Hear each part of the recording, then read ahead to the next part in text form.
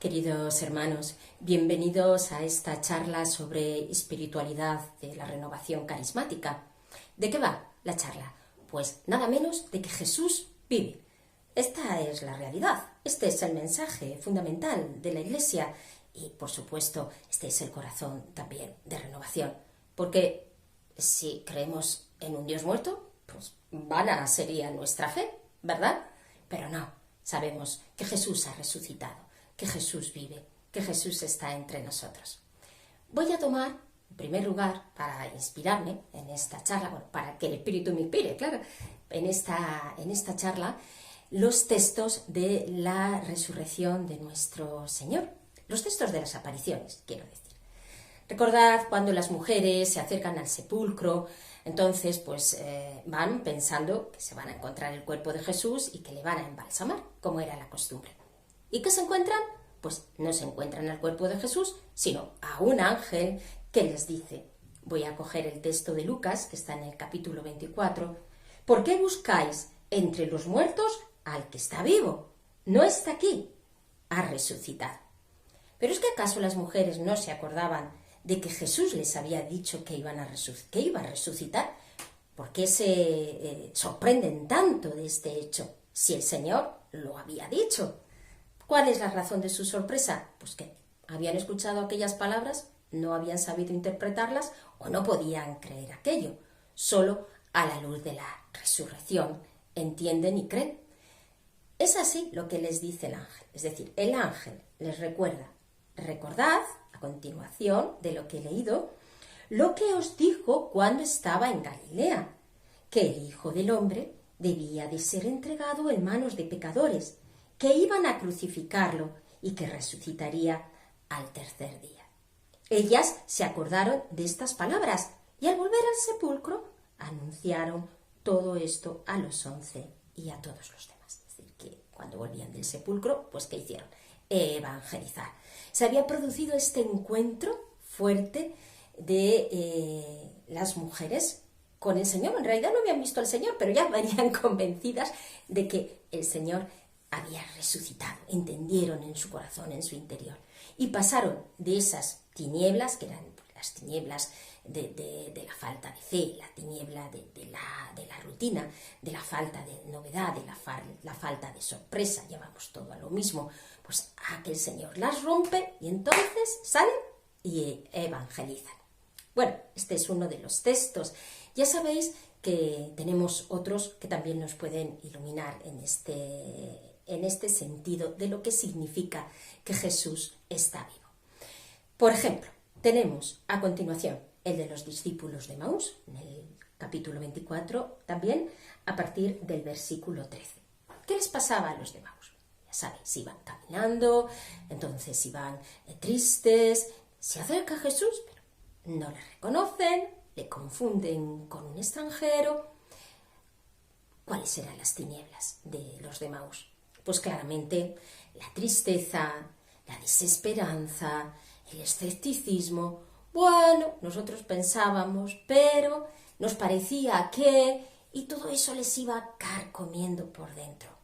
Pero Jesús se acerca y aunque no le reconocen en un principio, sin embargo, al escuchar la voz del Señor que les va explicando las Escrituras, su corazón empieza a arder, entienden lo que el Señor les va diciendo, se les ilumina por dentro, empieza el fuego de la voz de Cristo a arder en el interior, hace que arda en el interior el Espíritu, y entonces aquellos hombres además le ven partir el pan, ya sí que se le caen las escamas de los ojos y comprenden que realmente es el Señor. Y pasan también de las tinieblas a la luz. ¿Cuáles eran sus tinieblas? Ya las hemos visto, pasan a la alegría y, de nuevo, a evangelizar. ¿Vemos, veis? Estas constantes, digo constantes, porque se van repitiendo de forma diferente, pero en cada uno de los textos de la resurrección, de las apariciones que estamos viendo. En el Evangelio de Juan también encontramos, como no, la aparición de Jesús a sus apóstoles cuando no estaba Tomás. En medio de ellos no se encontraba Tomás. ¿Y qué le ocurrió a Tomás? Pues que Tomás dice, pues si no lo veo, no lo creo. Es más, dice, yo quiero coger mi mano, meterla en el agujero de los clavos. Lo tenemos en Juan, en este caso, en el capítulo 20, a partir del 24. ¿Qué le ocurría a Tomás? ¿Dónde están las tinieblas de Tomás?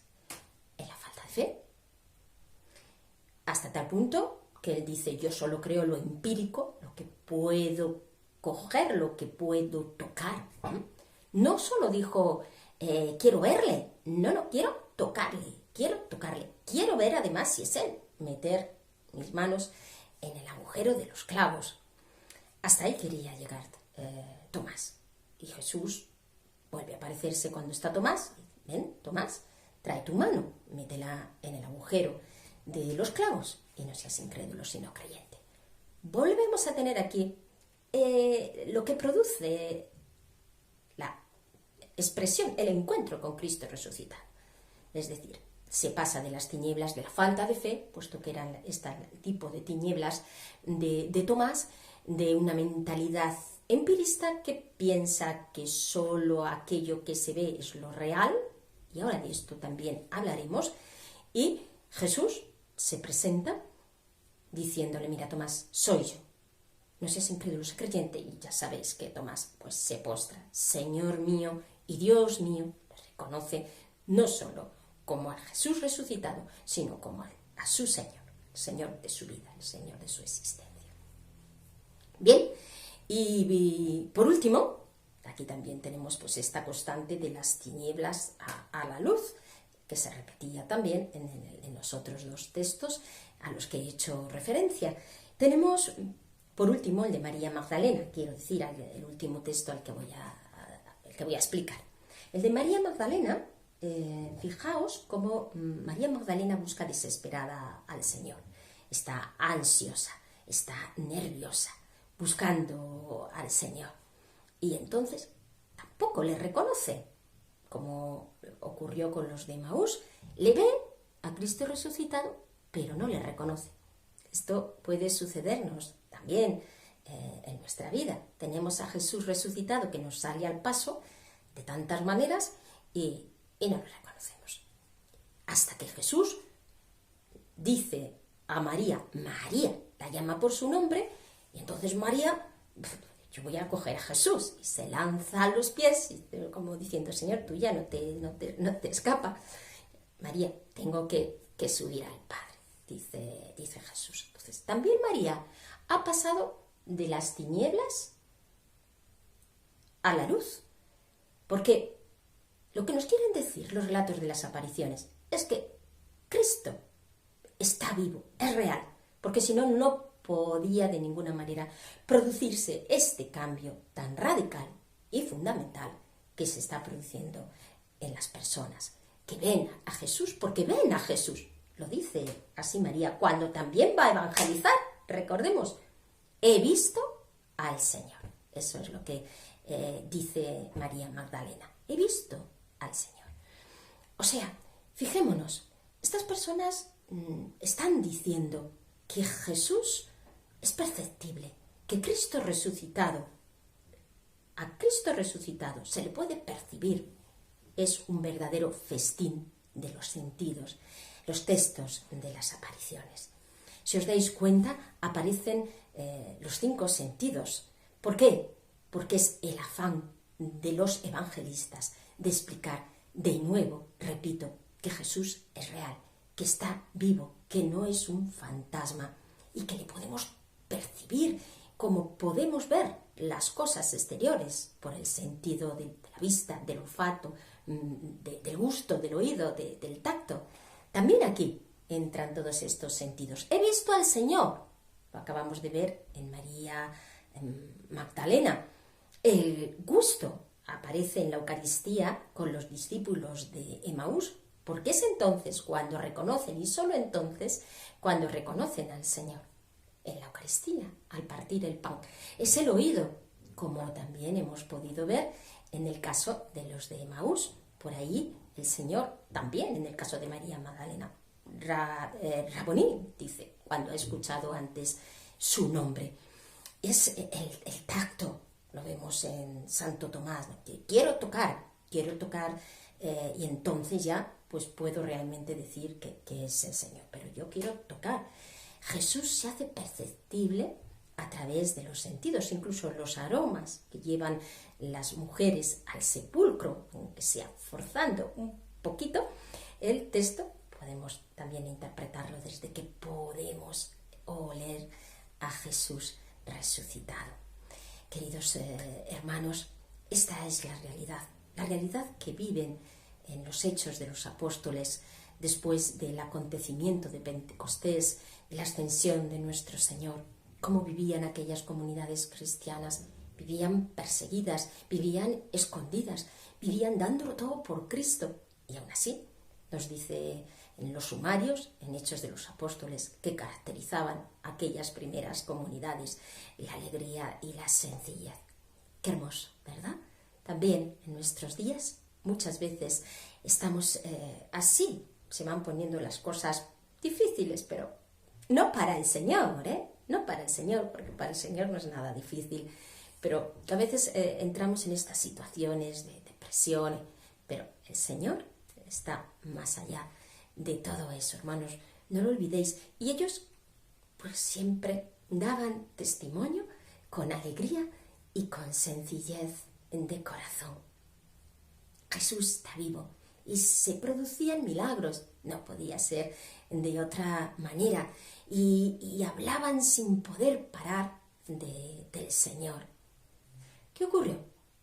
Digo, en la iglesia, porque posteriormente, San Pablo, que fue este apóstol con ese fuego del Espíritu, si tiene una manera, una característica que podamos destacar de cómo él evangeliza, es la predicación del querigma, pero muy testimonial. Recordad las palabras en su carta a los Gálatas, porque él había tenido una experiencia con el Cristo resucitado, con el Cristo vivo, no en su vida histórica, pero sí con el Cristo resucitado, camino de Damasco, recordad, como una gran luz, y aquella voz, Saulo, Saulo, ¿por qué me persigues? Y fue un enamorado del Señor que expandió el Evangelio en todo el orbe conocido. Y San Pablo dice, ya no vivo yo, es Cristo quien vive en mí. Hasta este punto, hermanos, vive Cristo en nosotros, porque no solo es que nosotros nos hemos encontrado con Cristo resucitado, que proclamamos que Jesús está vivo, sino que además proclamamos que vive en nosotros y que vamos adquiriendo por gracia del Señor la forma de nuestro Señor, que se va haciendo mayor en nosotros y vamos siendo otros Cristos en el mundo. Pues esta maravilla para que el Señor nos llama y que se va produciendo en nosotros poco a poco es precisamente porque Jesús está vivo, recordad. Y os decía que cuando la Iglesia pues está siendo perseguida, tenemos aquí el maravilloso testimonio de los mártires y la fuerza en la predicación del Jesús que vive. Pero cuando se van poniendo las bases, necesario, que aquí tenemos también nuestra tradición, se van poniendo las bases para hacer entendible la fe, para dar una base racional a la fe, se ha podido correr el riesgo de olvidar que la presencia de Jesús también se manifiesta de esta forma más intuitiva, más pronta, más cercana que quizá la de la fe. ¿Por qué digo esto, hermanos? Bueno, pues porque se nos acusa o se nos ha acusado. Yo creo que cada vez menos, porque se va viendo lo que implica de verdad renovación carismática, de ser demasiado emotivos, de que damos una gran prioridad a la emotividad. Bueno, yo creo que esto deberíamos de analizarlo para ver lo que significa en su justa medida y en su justo punto. Vamos a ver, somos conscientes que todo el estudio y la reflexión, esa reflexión de la tradición que nos da la Iglesia es necesaria y desde luego para cimentar en sólido lo que es el mensaje de la fe. Esto es así. Pero esto no quita que esta parte intuitiva y emotiva no la dejemos salir de forma fresca de nuestro corazón, expresando la realidad del Cristo vivo. Una cosa no quita la otra. Bueno, cuando se pasó esa etapa que era pues la etapa de la persecución, vino otra etapa donde ya la Iglesia fue reconocida como oficial a partir del 380 con el emperador Teodosio, y hubo un proceso quizá de racionalización de la fe, en una parte muy positiva, pero que quizá en algunos momentos pues, fue ahogando esta expresión más intuitiva de que Jesús vive. Esta captación más intuitiva de las realidades espirituales, porque al fin y al cabo la razón, como dice Santo Tomás de Aquino, ha de postrarse y de rendirse a la fe, puesto que tiene sus límites, y la fe ha de reconocer todo lo que le aporta la razón, pero muchas veces captamos así de forma pronta que el Señor está en nosotros, que está vivo y que nos ama. Y esa forma más intuitiva, digo, de captarlo, es lo que aporta en realidad renovación carismática, o recuerda renovación carismática, haciéndolo así con todas las manifestaciones del Espíritu. ¿Qué entra la emotividad? Pues sí, es que la emotividad forma parte del hombre, pero que de alguna manera se exprese en la sensibilidad no quiere decir que sea una experiencia sensiblera, sin base, que no quiere decir para nada que no haya que discernir, que no haya que reflexionar sobre las razones de nuestra fe. No.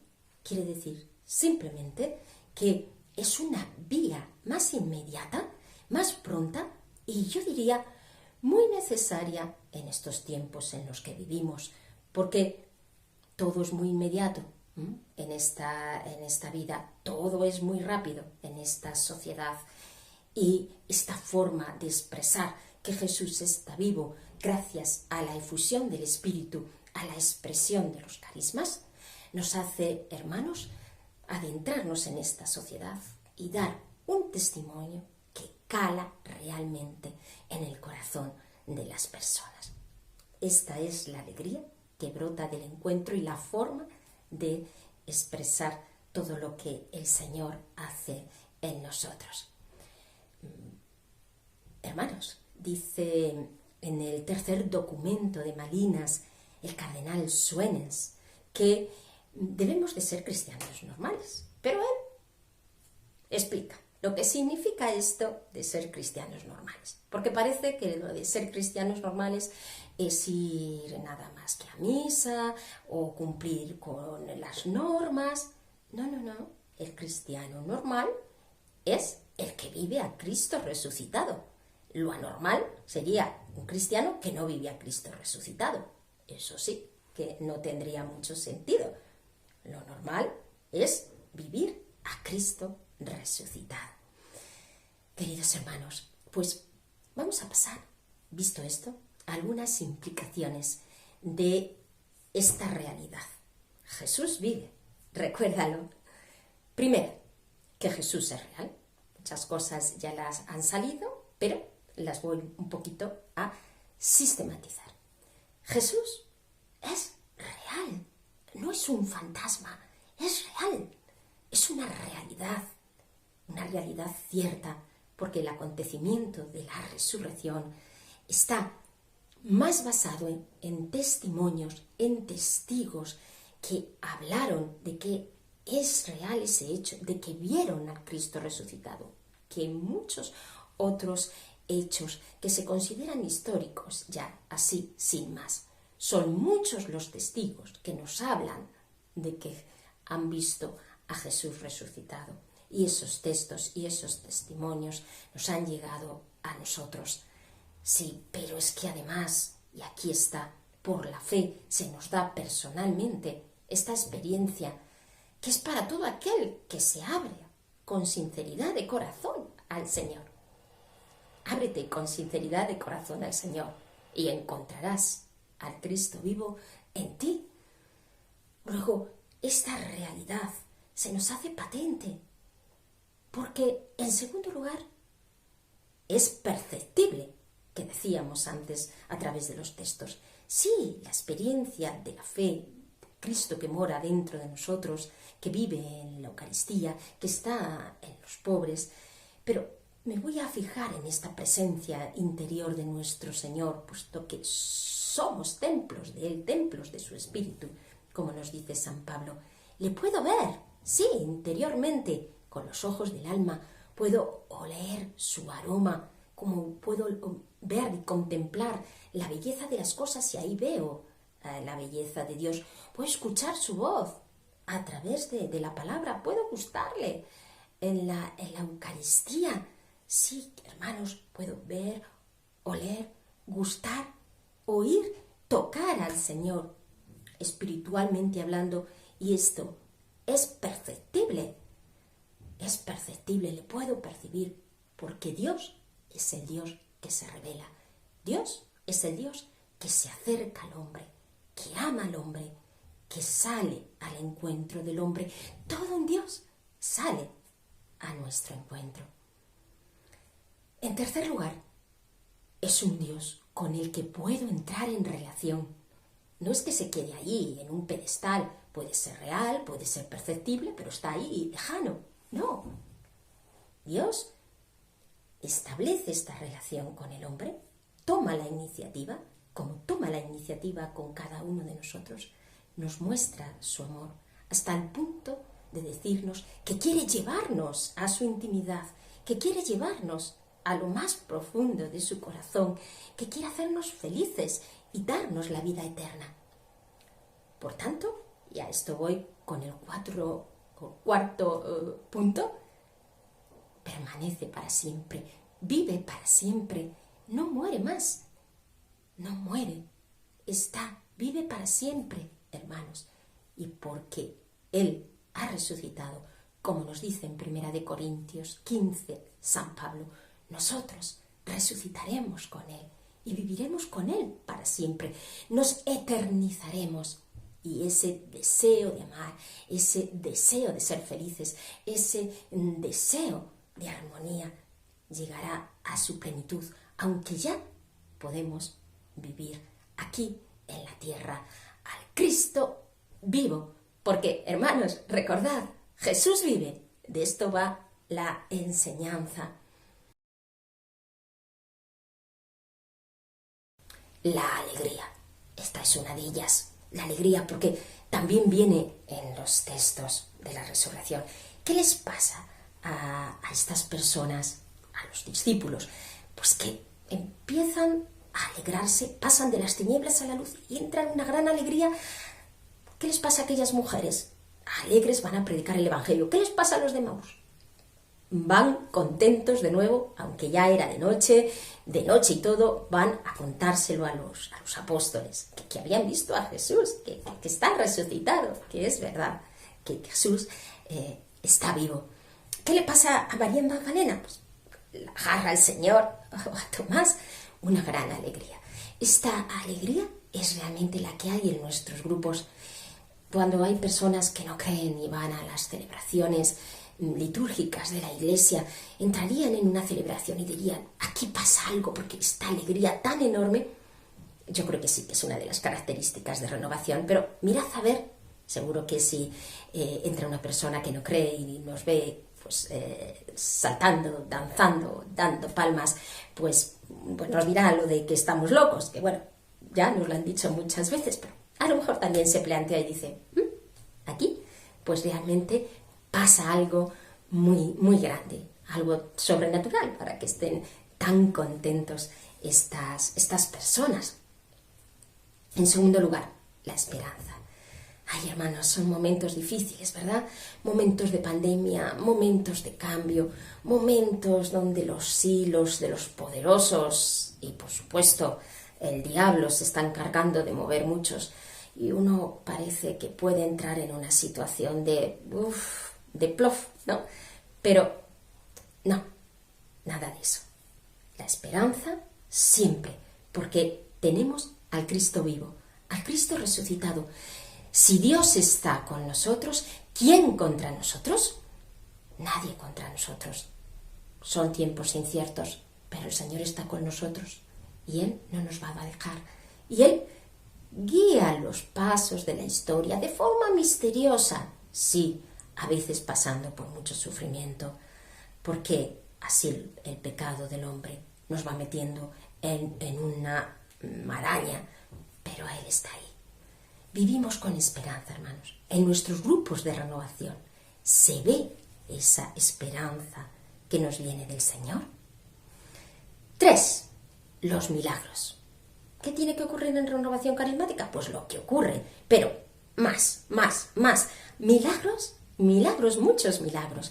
Milagros de sanación interior, milagros de sanación física, carismas. Somos renovación carismática. Hay que de nuevo volver a renovar esos carismas una y otra vez para que surjan con una fuerza impresionante, la fuerza del Espíritu. Sí, en esto de los milagros, pues nos puede pasar también como a los discípulos y a los apóstoles cuando ven a Jesús resucitado. A ver, uno se admira de la obra de Dios una y otra vez. Pues claro, es el Dios grande y poderoso. ¿Cómo no te vas a admirar de todo lo que el Señor hace? Pues claro que nos admiramos de todo lo que el Señor hace. Pero aunque nos admiremos, hermanos, lo que quiero decir es que ya sabemos que esto iba a pasar. Vamos, no sé si este milagro en concreto, pero que iban a pasar milagros, porque Jesús vive y está, y eso, pues, es real y se nota, claro, que es el mismo Dios el que está entre nosotros, produciendo todo tipo de milagros en medio de este mundo que cada vez se aleja más de Él. Por eso, hermanos, hay un cuarto punto que tiene que caracterizar también nuestros grupos de renovación. La evangelización. Lo hemos visto en los textos a los que me vuelvo a remitir. Encontraban al Señor, se ponían más alegres que unas Pascuas y se iban a evangelizar. A evangelizar, recordad, no puede ser de otra manera. Es verdad que nuestros grupos son grupos de oración, pues claro que son grupos de oración, pero vana sería nuestra oración, vacía sería nuestra oración. No estaríamos realmente con el Jesús resucitado, ni estaría Jesús resucitado entre nosotros si al orar no fuésemos a la vez a evangelizar. ¿Entendedme? Orar y evangelizar. ¿Por qué? Porque portamos la alegría y el gozo del Espíritu y una cosa debe de traer la otra. ¿Es así? Por eso debemos revisar si no es necesario que en nuestros grupos, así como hay ministerios de acogida, ministerios de alabanza o ministerios de intercesión, en nuestros grupos también tiene que haber ministerios de evangelización. ¿Para qué? Para reflexionar, orar, pensar y llevar a cabo las iniciativas que hagan falta para llevar al Señor a tantos hombres y mujeres que lo desean en su corazón y que viven un gran desierto esperando que alguien les hable y que les dé el agua de la vida que es nuestro Señor. Pues, queridos hermanos, vamos a pedírselo a Jesús para que esta renovación nuestra querida se renueve, una renovación de la renovación y que los grupos se renueven una y otra vez en el Espíritu y nos lancemos a esta aventura de la evangelización. El Señor está con nosotros. ¿Quién contra nosotros? Pues termino esta enseñanza orando. Vamos a orar, porque sabemos que todo es gracia, que todo viene del Señor.